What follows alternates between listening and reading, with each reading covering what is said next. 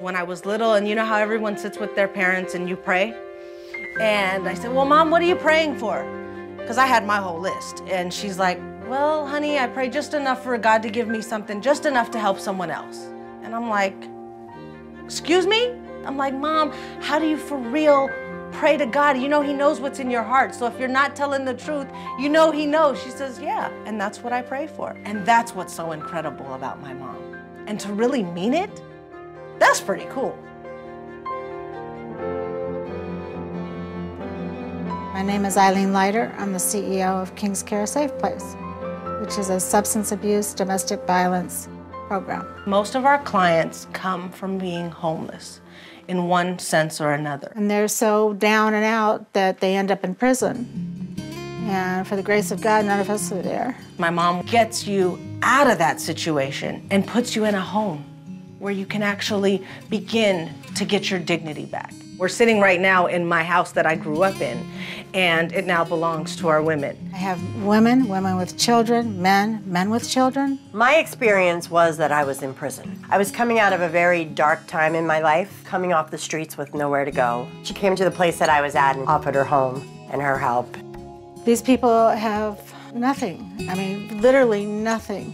No clothes, no hygiene, nothing. She really cares. And I could feel that. You know, you feel that, especially coming from the places that I came from. You know when someone's running something by you or when they're genuine. And Ilene was genuine. It's all about dignity. I don't care if I don't get paid as long as I can help somebody change their life. I have a real passion for that. A real passion for that. I don't want anybody going back.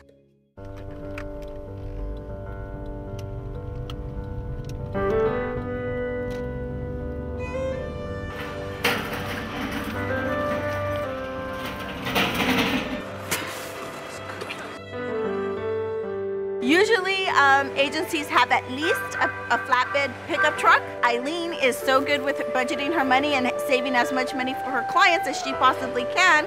She uses her Honda Accord, 1998 Honda Accord. I have no idea how she does it. And you name it, I've put it in here. Copper piping that would go from the front all the way to the back, and sometimes out the trunk.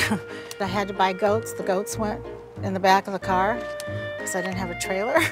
Even the chlorine that you see that goes to the girls' house, that pretty much takes up the whole back seat. I didn't know a car could hold so much stuff. This is my Mack truck. I'm a great packer, though. My mom was diagnosed with RSD. Reflex sympathetic dystrophy. Isn't that awful? I'm like, who came up with that name? It makes your bones very brittle in the joints, and they eventually dissipate to where you don't have the function. That's when I started to realize she really does need a new car. God forbid something would happen to this lady, everyone depends on her. She also takes her clients to and from support groups and counseling.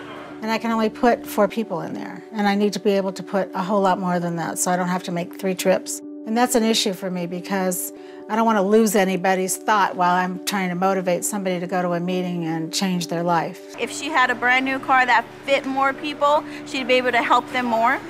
She'd be able to pick up food at the food bank more and pick up items that I'm sure that she might just be not picking up due to the fact that they just don't fit.